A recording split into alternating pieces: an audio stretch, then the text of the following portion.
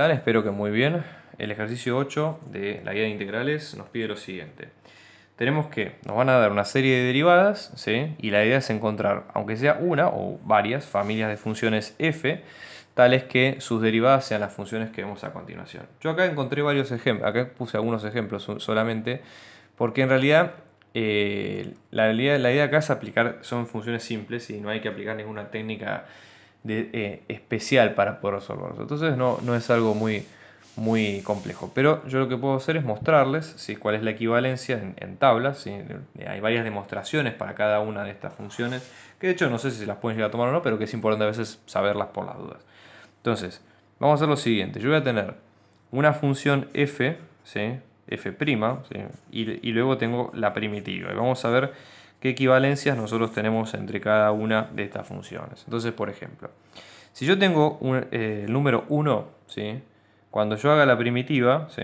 O que mejor dicho, quiero calcular la integral de 1 diferencial de x, que a veces aparece como, ¿cómo es? Aparece a veces como justamente fue una función que no tiene nada, entonces en este caso esto es x a la 0. Entonces ustedes recuerdan la regla, x a la n nos va a quedar 1, la integral, ¿no? Diferencial de x, 1 sobre 1 más n por x a la n más 1 más una constante. El tema de la constante nosotros lo vimos en teoría, pero siempre es importante porque nosotros vamos a encontrar una familia de funciones, que esa familia de funciones se diferencian cada una de ellas según la constante que tengan asociada. Entonces es muy importante tener en cuenta esto al momento de resolver los ejercicios. Entonces en este caso esto va a ser x a la 0, x a la 0 queda x a la 1 más la constante. ¿sí?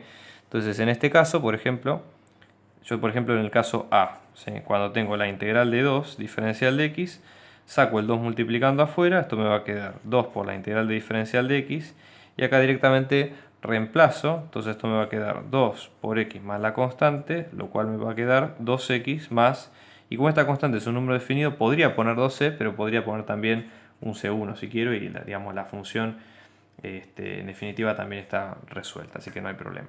¿Qué pasa, por ejemplo, cuando tengo una constante? Bueno, la constante pasa lo mismo que acabamos de decir recién. ¿Qué pasa cuando hago la integral de 2?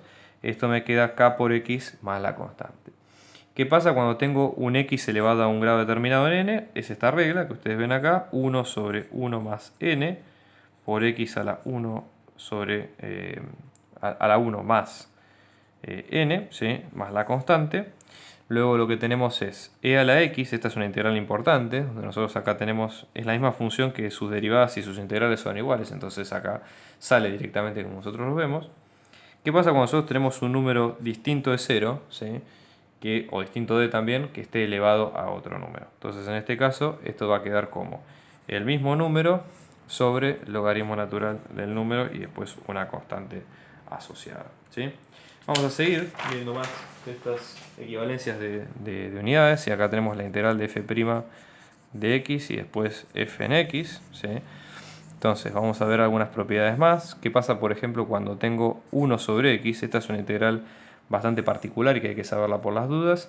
La integral de esto va a dar logaritmo natural de módulo de x más una constante. Tengan mucho cuidado, porque este es un caso especial, aparece mucho en las cuentas que van a hacer más adelante. Y la característica que tiene es esto, ¿sí? De tener estar asociada a un logaritmo. Vamos con las trigonométricas. ¿sí? ¿Qué pasa cuando tengo seno de x?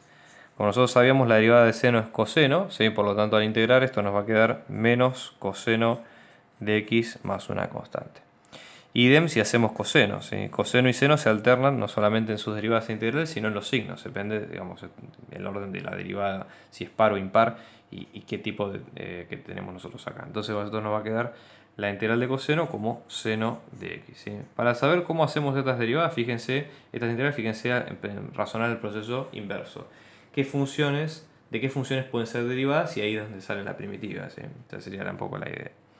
Luego tenemos 1 sobre coseno cuadrado de x. Esta parece rara, pero en realidad ya abarca otras trigonométricas, como pueden ser tangente de x más la constante. Y acá aparecen algunas más. ¿sí? Yo les digo, esto hay tablas, de hecho si pueden conseguirlo en la biblioteca de la universidad, hay tablas de integrales, depende de cada uno de los casos. ¿sí? Pero bueno, en este caso nosotros acá tenemos estos que son como los ejemplos más comunes. ¿Qué pasa, por ejemplo, cuando yo tengo 1 sobre 1 más x al cuadrado? En la integral de esto nos va a quedar arco tangente ¿sí? De x más la constante.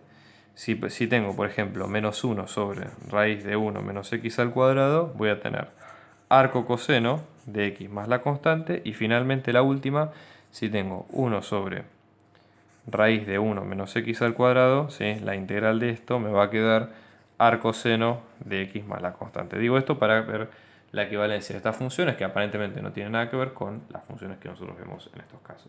Entonces les recomiendo, apliquen esta tabla para resolver las cuentas que nosotros vimos ahí, y con esto ya tienen el ABC para poder arrancar con los primeros ejercicios de este estilo. Así que bueno, eso es todo, espero que les haya gustado. Nos vemos en el próximo video y por favor suscríbanse para ver más trabajos como este. Muchas gracias.